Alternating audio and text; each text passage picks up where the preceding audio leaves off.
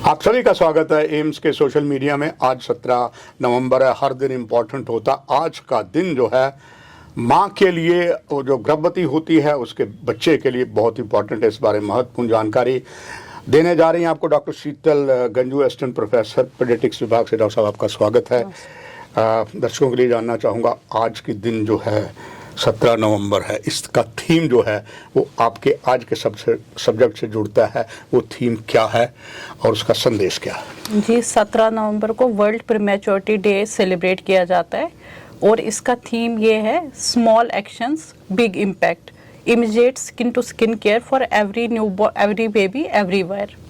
Doctor Sheetal Ganju ji, अक्सर देखा गया है कि एक तो कहा जाता है 9 माह जो माँ के पेट में बच्चा पलता है, इसके बाद उसकी डिलीवरी होती है।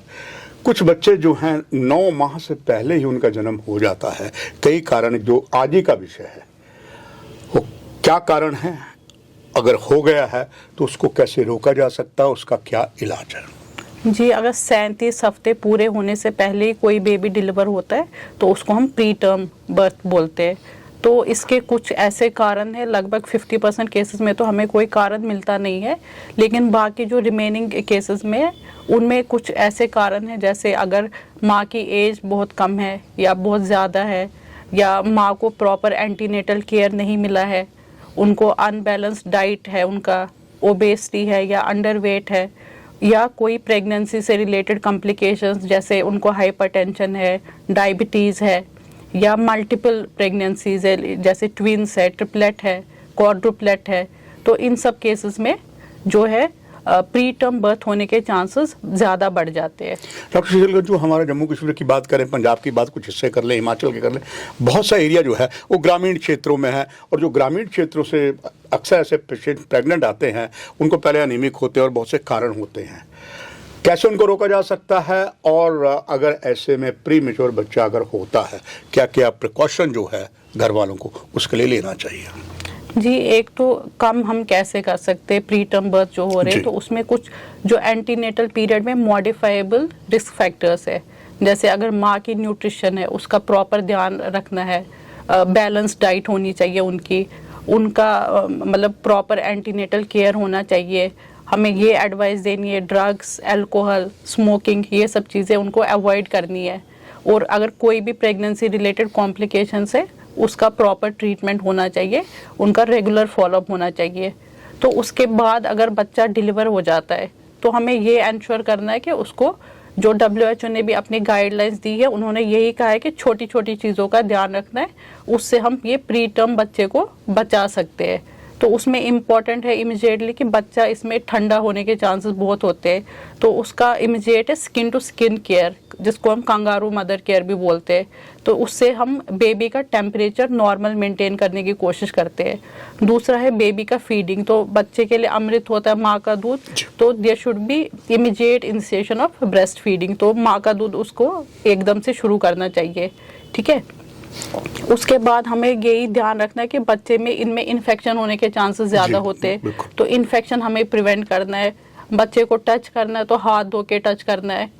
तो ये सब चीज़ें हमें इंश्योर करनी है कि दूसरा, हमें पूरा फैमिली को एजुकेट करना होता है, फैमिली को काउंसल करना होता है कि ऐसे बच्चे का कैसे इलाज किया जाए, कैसे देखभाल की जाए, कैसे बच्चे का टेम्परेचर मेंटेन करना है, नॉर्मल साफ़ सफाई कैसे रखनी है, हाथ धो के टच करना है। और अगर बच्चे में कोई भी प्रॉब्लम हो रही है तो उसको आइडेंटिफाई कैसे करना है, क्या जैसे डेंजर साइंस दिए हुए WHO ने, अगर बच्चा दूध नहीं पी रहा है, उल्टी कर रहा है, या उसको झटके लग रहे, दौरे हो रहे, तो ऐसे में फटाफट उसको जो नियरेस्ट हेल्थ केयर फैसिलिटी है वहाँ पर लेके जाना है। डॉक्टर शीतल गंजू, 17 नवंबर आज का दिन है, मगर अगली बार जो है 17 नवंबर बनाएंगे, इस दिन एम्स में मनाएंगे। और अगर बिगिनिंग ऐसी है under the command of doctor शक्ति गुप्ता, तो सब कुछ ही दर्शकों को पहले ही आप बता रहे हैं। आखिर में आपका संदेश, और इलाज भी बहुत जल्दी भी एम्स में शुरू होगा, और अगला जो 17 नवंबर वहाँ मनाएंगे, आपका संदेश उन सभी के लिए? जी, संदेश तो यही है कि अगर हम प्री टर्म बर्थ को कम करेंगे तो हमारी अंडर 5 मॉर्टेलिटी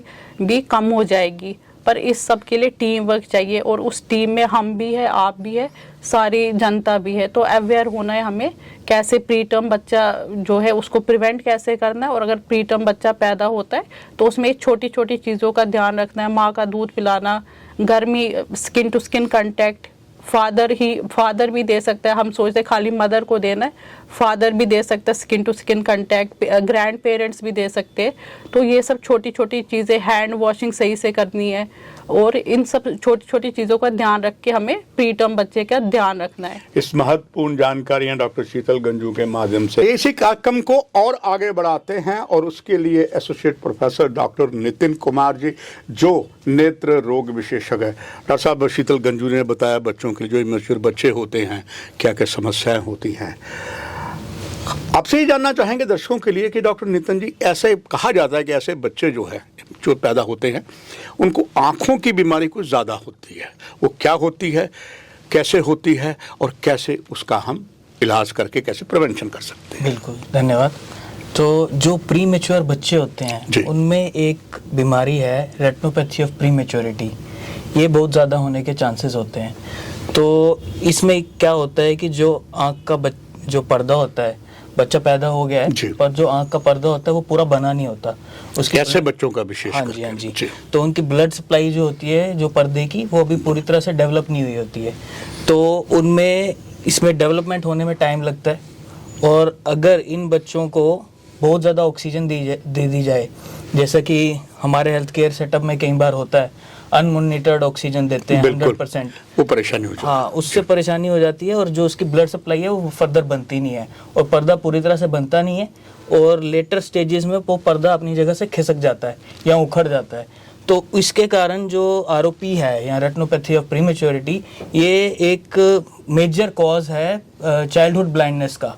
हमारी पॉपुलेशन में अब ये बहुत ज़्यादा कॉमन हो गया है, क्योंकि जैसे डॉक्टर शीतल ने पहले बताया, शुरू में तो ये बच्चे बचते ही नहीं थे, 500 ग्राम 600 ग्राम के बच्चे या प्रीमेच्योर बच्चे। पर अब क्योंकि हमारे देश में पीडियाट्रिक केयर अच्छी हो गई है, न्यूनेटल केयर अच्छी हो गई है, तो ये बच्चे बचने लग गए हैं। तो इनमें अब ये बीमारी ज़्यादा हमें दिखने लग गई है। तो जिसमें अभी अगर हम इसको आगे कंटिन्यू करें तो ये बच्चे, क्या सारे प्रीमेच्योर बच्चे में होगा? नहीं, ऐसा नहीं होता है। ये ऐसा होगा कि जो बच्चे 2 किलो से कम वेट के हैं, जो 34 वीक से पहले पैदा हो गए हैं, या जो थोड़े बड़े भी हैं जिनका वेट ज़्यादा भी है, पर उनको बचपन में कोई जब जैसे ही नवजात पैदा हुए वैसे ही कोई उनको इन्फेक्शन हो गया, या उनको ब्लड ट्रांसफ्यूजन ज़्यादा दे दिया गया, या उनको बहुत ज़्यादा ऑक्सीजन दे दी गई अनमॉनिटर्ड, तो उनमें ये बीमारी होने के ज़्यादा चांसेस होते हैं। डॉक्टर नितिन जी, अब एम्स इलाज में शुरू करने वाला है, ऐसे बच्चों के लिए खास खास सुविधाएं क्या होंगी जो हम दावे से कह सकें AIIMS is one of the best under the command of doctor शक्ति गुप्ता? देखिए, सबसे पहले इसमें ना प्रिवेंशन है, इस बीमारी की प्रिवेंशन। बिल्कुल। उसके लिए एक टीम है, जो हमारे पास पहले से टीम है अभी। उसमें पीडियाट्रिशियन का बहुत बड़ा रोल है, ऑब्स्टेटिक गायनेकोलॉजिस्ट का बहुत बड़ा रोल है, फिर हमारा आई वालों का भी रोल है। तो सबसे पहले हमने ये देखना है कि इनकी प्रीमेच्योरिटी, जो बच्चे हैं प्रीमेच्योर जो पैदा हो रहे हैं, उसमें जो रिस्क फैक्टर उनको कम करें, जो डॉक्टर शीतल ने आपको पहले ही बताए हैं। अब उसमें सेकेंडरली ये है कि हमने इस बात पे ध्यान देना है कि जो हमारी न्यूनेटल केयर है, जो बिल्कुल नवजात बच्चे हैं, उनकी केयर हाईएस्ट स्टैंडर्ड के पे होनी चाहिए। अनमॉनिटर्ड ऑक्सीजन नहीं होनी चाहिए, और बाकी भी जो उसके फैक्टर्स हैं उसको हम कंसिडर करके कैसे इस बीमारी को कम कर सकते हैं, इसकी तरफ पूरा ध्यान देंगे।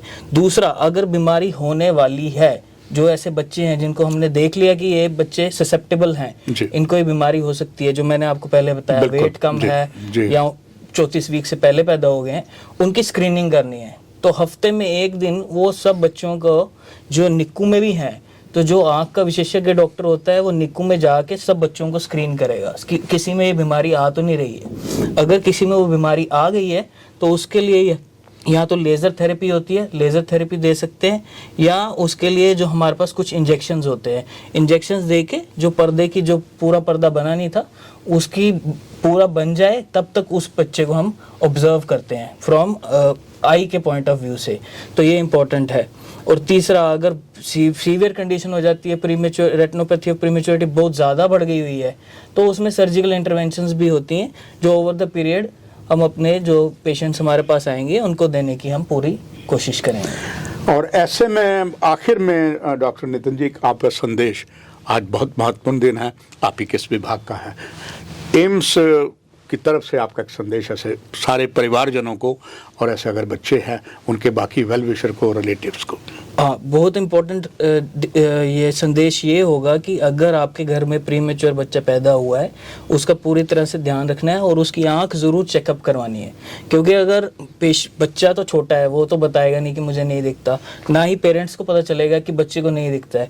तो ये सिर्फ हम अगर बच्चे को स्क्रीन करेंगे, उसकी आंख की जाँच करेंगे, तो ही पता चलेगा कि उसकी आंख में ये बीमारी है, तो ही पकड़ में आएगी, तो ही उसका ट्रीटमेंट होगा। तो संदेश यही रहेगा कि सभी नवजात शिशुओं को हमें स्क्रीन करना होगा जिनमें भी ये रिस्क फैक्टर्स है। दर्शकों, एम्स में शुरू होने जा रहा है इलाज, जो पर डॉक्टर नितिन जी ने, उससे पहले डॉक्टर शीतल गंजू ने बताया, वो अपने ध्यान में रखिए। और जहाँ भी कुछ ऐसी बात होती है, एम्स जैसे ही आरंभ होता है, you are welcome to come with such an patient. आपका बहुत धन्यवाद डॉक्टर साहब।